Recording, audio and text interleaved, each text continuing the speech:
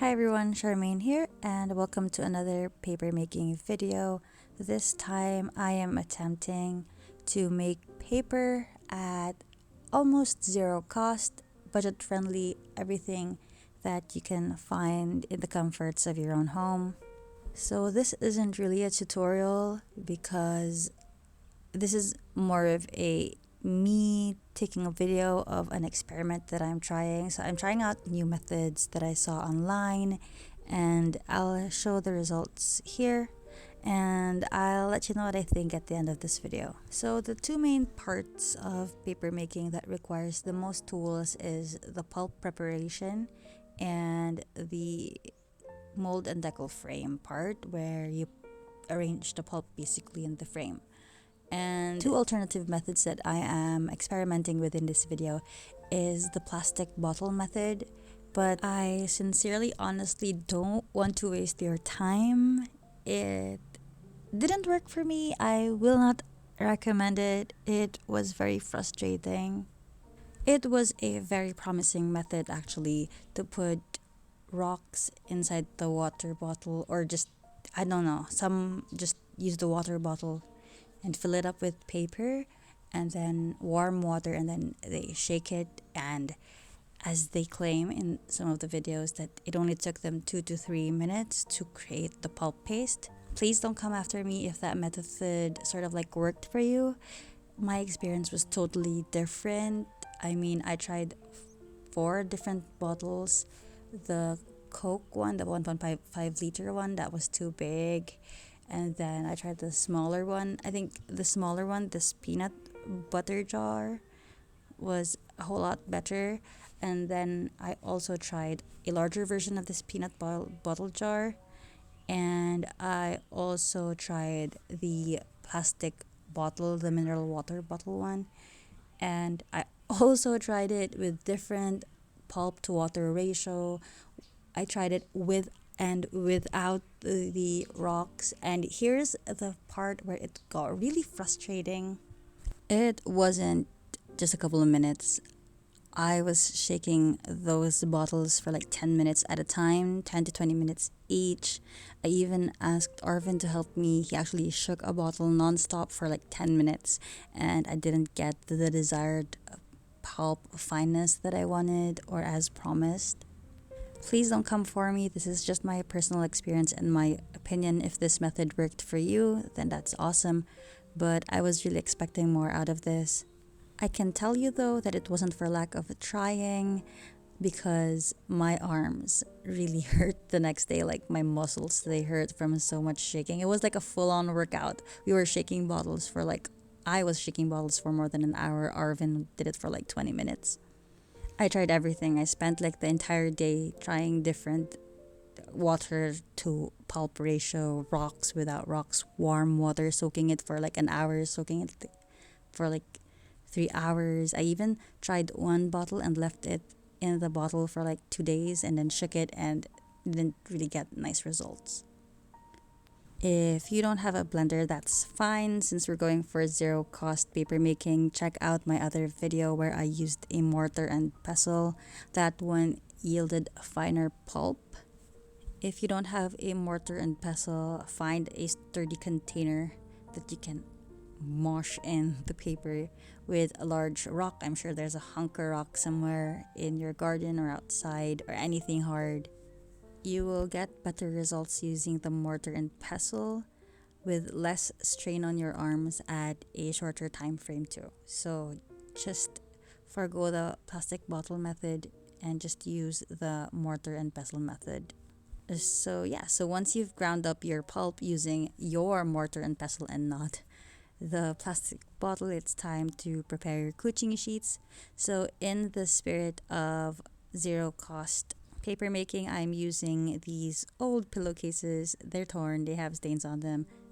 And now for the mold. Big reveal, we are using these plastic lid containers. So be sure to get the ones that have like a flat surface on them. Some have like the dents on top, so you'll want the ones with a plastic face. So I'm working on a tray so that it'll catch the excess water, so I don't make a large pool on my table, and just lay them down as so and cover it with your cloth or your pillowcase or your shirt if you're using an old shirt, and just press down so you more or less know where the bevel or the shape is.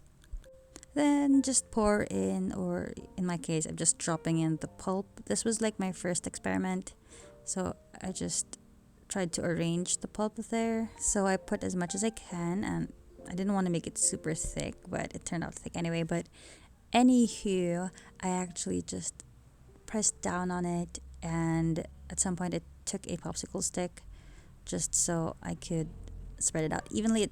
It sort of kind of helped spread out the pulp in a more even manner. Once my first container is full up, I just do the other container as well. You can proceed as is, but what I like to do is I added in some embellishments. So I added in some flowers and some other things that I embedded in the pulp.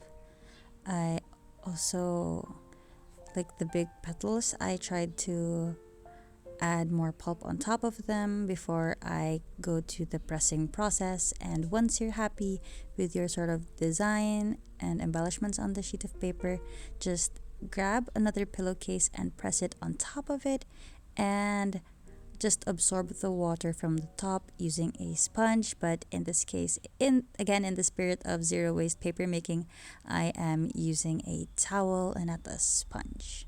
So here's like sort of like the tricky part. When you're done, all you have to do is like lift the whole thing and then just drag it or pull it down until it is in a new part of your pillowcase, so that you can do it again on a different sheet. So it goes without saying that you will be needing a wider table for this, and just repeat the whole process with different designs and different pulp colors and stuff. So you can do different designs, different colors, and experiment with the arrangement, because since you are working on like a static frame or a static mold, it doesn't move much. So you have more liberty in arranging your designs or the elements that you want on your sheet and the colors. Here is another angle of me working on the paper. So I think the tricky part here is to make sure that you don't have those gaps in between the pulp. It's so difficult to do that, especially if you have like the bigger pulp, or if your pulp is coarse. So if you are working with the anal blender method, be extra vigilant. Look for those gaps or blank spots. When you press down on your sheet, the pulp will compress, and then when you lift the sheet up, you will see the gaps appear because it's been compressed. So if you do see those, just go back and add more pulp there, and then just press it down so you can fill in the gaps. So I experimented a lot. I even added like dye onto the sheets. I got really messy, but I wasn't really able to film the drying process or the peeling process because I was just so tired. I wasn't even sure if I was going to upload this video at all. The whole plastic bottle shaking fiasco really got the best out of me. I was really frustrated and tired, but I think it was more of because I wanted to achieve a really fine pulp. I don't know. What if this is okay for you guys, if this fineness, because I will show you the result in a bit. But yeah, I believe I got better results using the mortar and pestle. So since I'm using the pillowcases, I just laid them down on the floor until they dried the next day.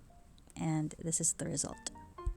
Hi everyone, so this is the result, and to be honest with you, the result isn't really cardstock, it's more of like a cardboard. We have the thick eggshell trays, so that is the feel of the results. I was expecting something more because if you remember, my no blender video, I got better results than a bottle. So I think the best combination would be the mortar and pestle plus the plastic container tray. The brilliant thing about this whole experiment is I discovered these tray containers which you can absolutely use. I actually tried it with a blended pulp and it turned out phenomenal. 100 times better than this, and let me share it with you. Ta-da!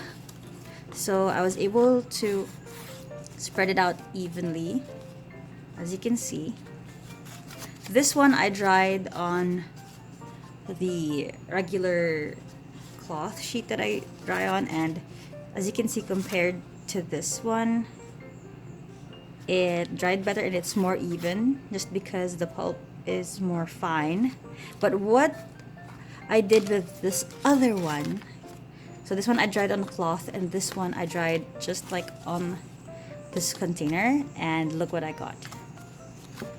A super smooth surface. It took the surface of the plastic container, and as you can see, it's super smooth.